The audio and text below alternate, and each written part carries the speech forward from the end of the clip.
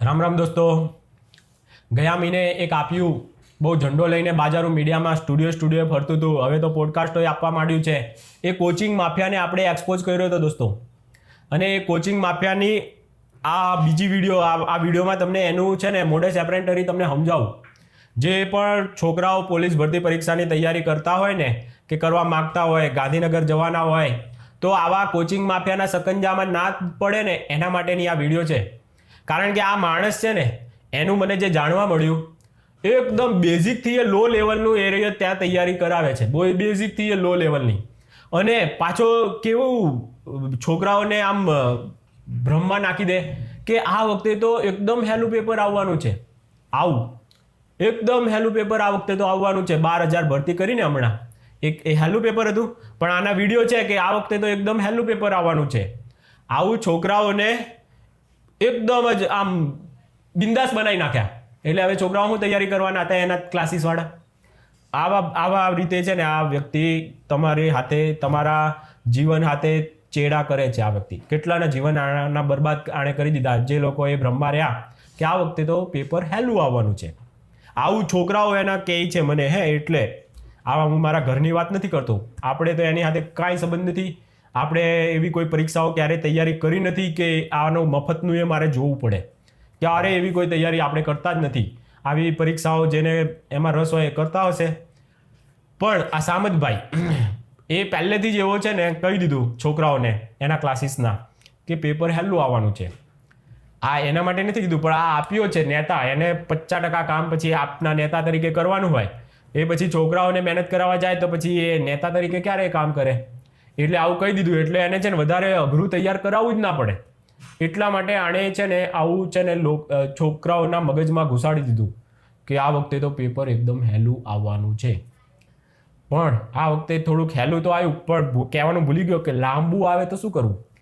થોડું અઘરું પણ હતું અને લાંબુ હતું. પ્લસ આણે છે ને એક મગજમાં ઠસાઈ દીધું હતું કે વ્યાકરણ નથી પૂછાવાનું. ફલાણા ભાઈ બોલ્યા હતા ને એટલે વ્યાકરણ નથી પૂછાવાનું. આવું કહી અને બીજી ગેમ રમી ગયો છોકરાઓ હાથે. 2 લાખ રૂપિયા લે છે.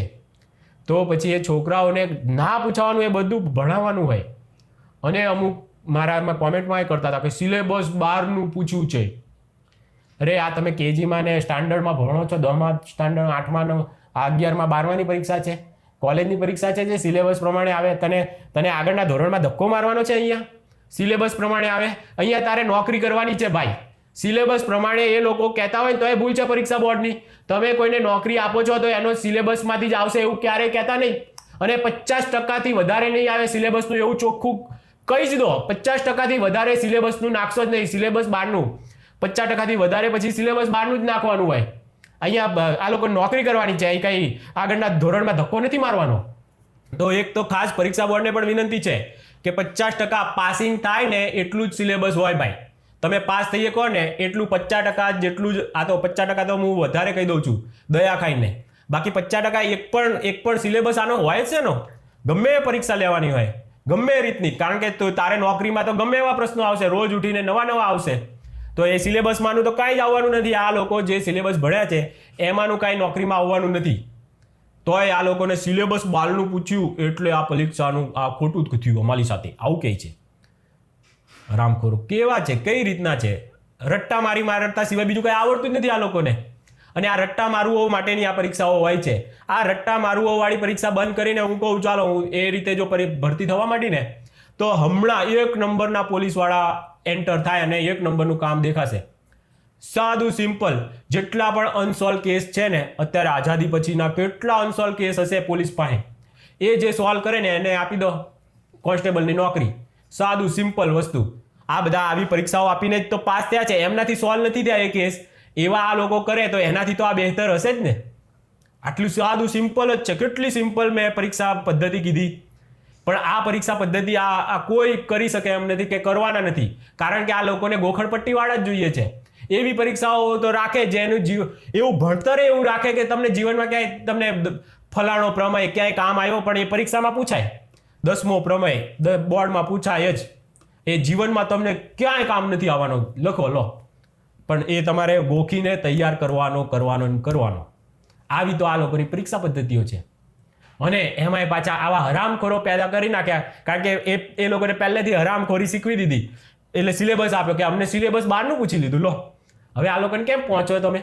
અરે આ દેશના નાગરિક, અમે રાજા છીએ, તમારે નોકર બનવાનું છે અમારા. અમે કહીએ એ પ્રમાણેની પરીક્ષા હોવી જોઈએ. અમે જે પૂછીએ એ જ પેપર હોય, એ જ પરીક્ષા છે. હવે એ સિલેબસ બહારનું આવ્યું તો હવે તારામાં તેવડ હોય તો પાસ કર, ના હોય તો નીકળ ભાઈ, અમારે નથી જરૂર તારા નોકર રાખવાની. અમને તો 70 મળી રહેશે જે સિલેબસ બહારનું પૂછે ને તો એ પાસ થઈ જાય એવા. એટલે આવી બધા હરામખોરો જે મારામાં કોમેન્ટ કરતા હતા સિલેબસ બહારનું પૂછ્યું છે, એ બધાને મારે વાત કરવાની હતી. તો આ પરીક્ષા પદ્ધતિઓ અને આ કોચિંગ માફિયો મેઇન તો, હા દોસ્તો, આ કોચિંગ માફિયાથી તમે ચેતીને રહેજો. આને કંઈ આ ઢગલાનો ઢ છે, આને કંઈ બીજું આવડતું નથી. આ ખાલી બસ એ આપ્યો છે, અને આપ્યાઓ ખાલી તમારી પીડા ઉપર માખીની જેમ છે ને એને ખોતરતા આવડે આ લોકોને. એ હારામાં હારું ખોતરી શકે છે. પછી ક્યાં કોઈ શોર્ટકટથી પરીક્ષા પેપરો ફોડવાનો ને એવો પણ ધંધો ચલાવતો હોય તો ખબર નથી.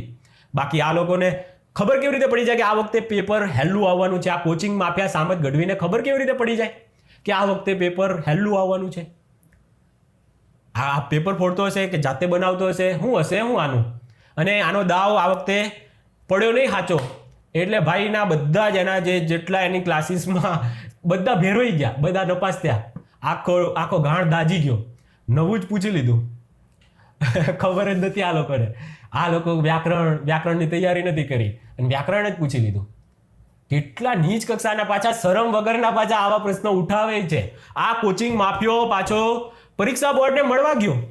બોલો, કોચિંગ માફિયો છે અને પરીક્ષા બોર્ડને મળે ક્યારે? આ પરીક્ષા બોર્ડે તો ક્યારે આવા વ્યક્તિઓથી તો દૂર રહેવું પડે. પણ આ કોચિંગ માફિયો ફરતો તો સ્ટુડિયો ને ત્યાં ગાંધીનગરની ઓફિસોએ ફરી લીધું, બધા મંત્રીઓને મળી લીધું. બોલો, આ એટલો બેશરમ છે. આ ભવાયા ક્યારે શિક્ષક બની જાય, ક્યારે આપ્યા બની જાય, ક્યારે કોચિંગ માફિયા હોય, ક્યારે બાજારો મીડિયાના હીરો બની જાય, કંઈ નક્કી જ નથી આ લોકોનું. એટલે આવા લોકોથી જેટલા પણ પરીક્ષાની સ્પર્ધાત્મક પરીક્ષાની તૈયારી કરતા હોય ને, તો એક ખાસ વાત ધ્યાન રાખજો કે આવા કોચિંગ માફિયાથી દૂર રહેજો, તો તમારું ભવિષ્ય કંઈક બનવાનું હશે ને તો બનશે. બાકી તો બનતું હશે ને તો આ ડૂબાડી દેશે. આની વાતોમાં તમે આવી ગયા તો તમે આની વાતોમાં આવી ગયા કે આ વખતનું પેપર તો હાવ હેલ્લું આવવાનું છે. એ બધા અત્યારે રોવે છે. પછી જેટલા એ માની લીધું કે વ્યાકરણ નથી પૂછાવાનું, એ બધા રોવે છે. જે આણે કીધું હશે સિલેબસ આવી ગયો છે, સિલેબસનું જ પૂછાશે, તો એ બધા રોવે છે. સિલેબસ ને એવું હોવું જ ના છે. નોકરી છે, નોકરી આપવાની છે તમને. તમે દરરોજ અલગ અલગ આવવાનો છે સિલેબસ. જોબ લાગ્યા પછી તો રોજ નવો સિલેબસ હશે, ત્યારે તમે શું કરશો? એ તમારી ગોખણપટ્ટી કામ જ નથી આવવાની. અને પરીક્ષા એવી લે છે કે જે ગોખણપટ્ટી આવડતી હોય ને એવા ભરતી કરી નાખીએ છીએ. એટલે સરકારી એને કામ કરતા તો આવડે નહીં. સરકારી ઓફિસોમાં તમે જાઓ તો આ ટેબલમાંથી પેલા ટેબલ એ જ ફેરવતા જ આવડે આ લોકોને, કે અહીંયા નહીં આમાં જાઓ, આ ભરો, પેલું ભરો, ઢીંગડું ભરો, બસ આ જ કરાવડાવો. FIR આની નહીં લઈએ, હા નહીં થાય ફરિયાદ, આવું જ બધું બસ. પછી એ લોકો ત્યાં ચાલે એવા ના હોય એટલે પછી એના ઉપરી અધિકારી અને રોડે ચડાવે કે જા ભાઈ તું રોડ ઉપર ઊભો રહે, તારાથી આ નહીં થાય ટેબલના કામ, કોઈ કામ ના થાય એવા પછી રોડે ચડાવી દે. આવું બધું થતું હોય છે દોસ્તો. એટલે તમે ગોખણપટ્ટી એના ભરોસે ના રહેશો. તમને સિલેબસ તમને આપ્યો છે એટલે બધું એમાંથી જ પૂછાવું જોઈએ એવો કોઈ કાયદો નથી. અમારે ભરતી કરવાના છે, અમે નાગરિક છીએ, રાજા છીએ ભાઈ. આવું સિલેબસ પ્રમાણે થોડી તને એક સ્ટાન્ડર્ડમાંથી બીજા સ્ટાન્ડર્ડમાં, કોલેજમાંથી આગળ ધક્કો મારવાનો હોય તો બરાબર છે કે તને આટલું આમાંથી તને પૂછીએ કે આ સિલેબસ આટલું છે, એમાંથી તને પૂછશું ભાઈ, પરીક્ષા પાસ કરીને આગળ જા હવે તું. આ કંઈ એવું તો છે નહીં. આ નોકરી કરવાની છે ને. આ બેરોજગારોને પાછું સિલેબસ, કારણ કે એ હરામખોરીની આદત લાગી ગઈ ને. કોલેજમાં સિલેબસ પ્રમાણે પરીક્ષાઓ આપી, બધે પરીક્ષાઓ એ જ પ્રમાણે આપી, તો આમાં પણ એ લોકોને સિલેબસ આ વખતે બનાવડાવે. બાકી આમ તો સિલેબસ હોતો નહોતો, પણ આ વખતથી જ કંઈક સિલેબસ બનાવ્યો, તો એમાંથી થોડુંક સિલેબસ બહારનું બી પૂછી નાખ્યું. તો હરામખોરોને તો એવા પડી જાય. પછી એક વખત કૂતરાને રોટલું નાખે એટલે પછી પછી ના આપો એટલે ભસે પાછો. હા આ કૂતરા છો તમે લોકો. માણસ થાવ, માણસ. પરીક્ષા તમારાથી તેવડ હોય ને પાસ કરવાની તો જ તૈયારી કરો, નહીંતર મા બાપના ખાલી ખોટા ₹2 લાખનું પાણી આવા કોચિંગ માફિયા ઉપર ના રાખશો. આવા કોચિંગ માફિયા તમને ઉલ્લુ રમાડી ગયા, એ તમને કોઈને દેખાતું જ નથી. નપાસ કરી દીધા એની વાતોમાં આવી ગયા તમે, અને હવે તમે પરીક્ષા બોર્ડ ઉપર બધું ઢોળો છો. લગાર તો શરમ કરો. તમે જે કોચિંગની ફીઓ તમે ભરી છે, પરીક્ષા બોર્ડને ભરી છે, એટલે 2 લાખ રૂપિયા ને એવું તમે ભરવા માંડો. જેટલો ખર્ચો કોચિંગ માફિયામાં કર્યો ને એટલો ત્યાં કરો.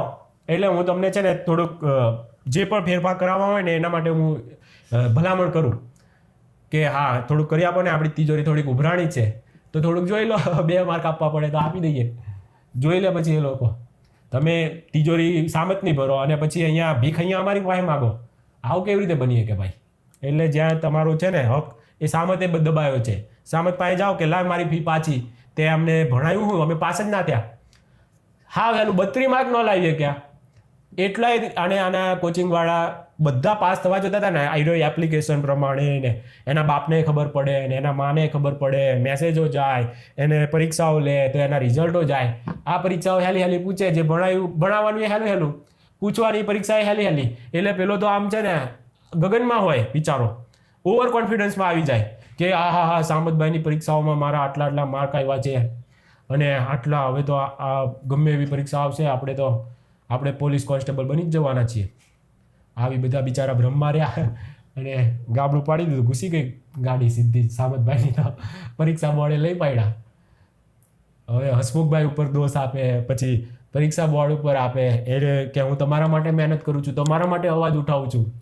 અરે ભાઈ પહેલાં તું છે ને જેટલાને નુકસાની થયું છે ને એ બધાને રિટર્ન કરી નાખ, 2 લાખ રૂપિયા પાછા આપી દે. એના મા બાપની તને ચિંતા જરાક પણ હોય ને, જરાક પણ, કે મારામાં ખોટ છે કે હું આ લોકોને પાસ ના કરાવી શક્યો, આટલું હેલું હતું બધું, છતાં પણ મારા ક્લાસીસના છોકરાઓ પાસ ના થયા, હું બધાને ફી રિટર્ન કરું છું. આ પહેલું કર્તવ્ય હોતું હતું જો ઈમાનદાર હોત ને તો. પણ આ તો બેઈમાનો ભરેલા છે એકદમ લુખ્ખા. એમનો દિલ્હીનો પેલો ઠગ પણ આવી રહ્યો છે, કેજરી. આ બધા ઠગો જ છે. ઠગો સિવાય કોણ આપમાં જવાનું ભાઈ? લોકોને ઓલું આ ક્લાસીસ માફિયાઓ સિવાય બોલો, બાજારું મીડિયા જે હપ્તાખોરી કરે, કટકીબાજી કરે, આવા સિવાય કોણ આપ્યાઓને પ્રમોટ કરે? બસ આ બધા ઠગો ભેગા થઈ અને ગુજરાતને લૂંટવું છે હવે આ લોકોને. એ નથી થવા દેવાનું. અમે નાગરિક છે ભાઈ, રાજા છીએ અમે. એટલે તમારો જે પણ હોય ને એ તમારે કોઈ અમારો અવાજ તમારે ઉઠાવવાની જરૂર જ નથી. તમારી પાસે એવું શું નવું છે? તમારી પાસે જે 2 હાથ છે, તમારી જે પાસે મોઢું છે, એ બધું અમારી પાસે છે જ ભાઈ. એટલે અમે અમારા અવાજ ઉઠાવીએ એકવાર સક્ષમ છીએ. તમારા જેવા નપાવટોની અમારે જરૂર પડતી હોય તો એના કરતાં તો ઢાંકણીમાં પાણી લઈને ડૂબી મરવું સારું. તમારા જેવા નફ્ફટ નાલાયકોની જરૂર પડે અમારા પ્રશ્નો ઉઠાવવા માટે તો. એટલે આ બધા ધંધા તમારા દિલ્હીમાંથી તો કાઢ્યા, હવે પંજાબમાં રહ્યા છે ખાલિસ્તાનીઓ ભેગા. તો રહો હવે ત્યાં. અહીંયા ગુજરાતને છે ને અમારે શાંત ને વિકસિત જે વિકાસની નવી ઊંચાઈઓ ઉપર લઈ જવાના છે. 12,000ની ભરતી થઈને એ જ બતાવે છે કે આ જો કોચિંગ માફિયાના નપાસ થયા. તો તમે વિચાર કરો કેટલું જાગૃત હશે પરીક્ષા બોર્ડ કે જે આ હરામખોરો પાસેથી જે ભણ્યા છે ને એવા નપાસ થયા. બાકી ઘણા બધા પાસ થયા જ છે. એ લોકોને કોઈ વાંધો નથી, એમને તો 1 માર્કે જોતો નથી હરામનો, અને આને 10 માર્ક લેવડાવતા હરામના. બોલો કે પરીક્ષા બોર્ડે ભૂલ કરી. અરે તારી ભૂલ કોણ બતાવશે ભાઈ? તારી ભૂલ કેટલી વધી છે? 2 લાખ રૂપિયા તું અહીંયા આ સ્ટુડિયો પોડકાસ્ટને એના આપે છે, એના કરતાં એ ગરીબ વિદ્યાર્થીઓને આપને ભાઈ, એના મા બાપને આપી દે પાછા પૈસા. કેમ નથી આપતા? એ પૈસા એમને રિટર્ન કર સામતભાઈ. તો કંઈક કહેવાય કે ના આ એક છે વિરલો જેના વિદ્યાર્થીઓ જે નપાસ થયા ને એ લોકોની 2 લાખ રૂપિયા ફી પાછી આપી દીધી. અને હું તમારા માટે પછી સજેસ્ટ કરીશ કે જો શિક્ષક તમારે કોઈને કોચિંગ લેવું હોય ને તો આ સામતભાઈ છે, તો હું કરીશ જાહેરાત તમારી મફતમાં. તમે તો અત્યારે તમારી જાહેરાત પૈસા આપીને કરાવડાવો છો ને, એવી રીતે નહીં, મફતમાં. અને તમે કહો તો રોજ એક જાહેરાત તમારી એક વિડીયો બનાવીને કરીશ. બધા જેટલા તમારી પાસે ભણ્યા પરીક્ષા આમાં 2 લાખ રૂપિયા તમે લીધા એ બધાને પાછા આપી દો સપ્રેમ ભેટ. એટલે હું તમારો છે ને રોજ એક વિડીયો બનાવીશ અને જાહેરાત કરીશ કે કોચિંગ લેવું તો સામતભાઈનું લેવું, બીજા કોઈનું નહીં. એક જ ચાલે સામતભાઈ. પછી તો તમારા જે તમે કહેશો ને એ લાઈનો જ ખાલી બોલી જ જઈશ હું. બસ તમારો ગુલામ થઈને રહીશ 1 વર્ષ સુધી. 1 વર્ષની બધાને 2 લાખ રૂપિયા ફી પાછી આપી દો એટલે તમારો ગુલામ સામતભાઈ. બાકી આ કોચિંગ માફિયાગીરી બંધ કરી દો, આવી રીતે લૂંટવાનું બંધ કરી દો. તમારી છે જ નહીં તેવડ કે આવી અઘરી પરીક્ષાઓ. તમારા વખતમાં હાવ હેલી પરીક્ષાઓ હતી તમે પાસ કરી ત્યારે, અને એમાંય તમે રમત કરી હતી. તો એ પરીક્ષાઓ અને અત્યારે આખું બદલાઈ ગયું છે ભાઈ. હવે તો કેટલું અઘરું થઈ ગયું, મોંઘવારી વધી ગઈ, બધું જ એ વખત કરતાં આખી ટેકનોલોજી બદલાઈ ગઈ. એટલે આ બધું જ અઘરું, એનાથી તો ક્યાંય અઘરું થઈ ગયું ને એ તમને ભણાવતા નથી આવડતું. આ સ્વીકારી લો. તમારા છોકરાઓ આવતા વર્ષે પણ નપાસ જ થવાના છે, કારણ કે કુવાડામાં હોય તો હવાડામાં જાય. કૂવામાં જ નથી, તમારામાં જ નથી, તો તમે શું તમે ભણાવી શકવાના હતા વિદ્યાર્થીઓને? એટલે તમે છે ને 100% હવે શિક્ષકના નામ પર જે તમે કલંક બની ગયા છો ને એ ટેગ કાઢી અને આપ્યા બની જાઓ 100% એમાં આપો નેતાગીરીમાં. એમાં થોડાક તમે ચાલો એવા છો એવું મને લાગે છે. તમે એમાં તમારું કારકિર્દી થોડીક બનાવી શકશો, કદાચ બની જાય તો. બાકી તમે જે પાપ કર્યા છે ને એની ઉપરથી તો લાગે છે કે તમે છે ને કોઈ વોટ આપે ને તો એ તો મૂર્ખો જ ગણાય તમારા જેવા માણસોને, આપ્યા કોઈ પણ ને. કારણ કે આ લોકો ફક્ત ને ફક્ત તમારી પીડાને ખોતરે છે, એનું સોલ્યુશન આવડતું એ નથી એ લોકોને આપતા, અને આપે એમ છે નહીં, એમનામાં એટલું મગજ શક્તિ પણ નથી જે તમને સોલ્યુશન સુધી પહોંચાડી શકે. તમે જોયું જ હશે ગોપાલ બહુ મોટો એમ એક્સપર્ટ હતો ને, તો એને પેલા કર્યા પથરા આમથી આમ કર્યા, પથરા આમ પાછા આવી ગયા. તો આ લોકોને કોઈ સોલ્યુશન, આ કેજરી ખુદ યમુના નદી હમ સાફ કરી દેંગે અને આવા રોડ કરી નાખશું, તેવા કરી નાખશું, આવા વાયદા આપ્યા હતા, એમાંનું કાંઈ જ કર્યું નહીં. 500 સ્કૂલો બનાવી નાખશું, 22 સ્કૂલ બનાવી, 22 સ્કૂલ બનાવી 10 વર્ષમાં. 500 બનાવવાની હતી ને 22 બનાવી, બોલો. આવા તો આ લોકોના ભવાડા હતા. એટલે 10 વર્ષમાં ત્યાંની માઇનોરિટી પબ્લિકે પણ કાઢી મૂક્યા, બોલો. નહીં તો માઇનોરિટી એનો વોટ બેંક હતો, એ ક્યાંય જાય એવા નહોતા, પણ કેવા ત્રાસી ગયા હશે બોલો, કે નીકળી ગઈ આખી માઇનોરિટી એની પાસેથી છટક્યું. એટલે આ હરામખોરોને જેટલા પણ જલ્દી આપણી ગુજરાતની પ્રજા પણ આ ઠગોથી ચેતી જાય તો સારું છે, ના ચેતે તો મને કાંઈ નુકસાન નથી. આપણે તો કોઈ જ નુકસાન નથી. આપણે વિડીયો બનાવવાનું મટીરિયલ હંમેશા મળતું રહેશે આ લોકોને જોઈને. ચાલો દોસ્તો, રામ રામ.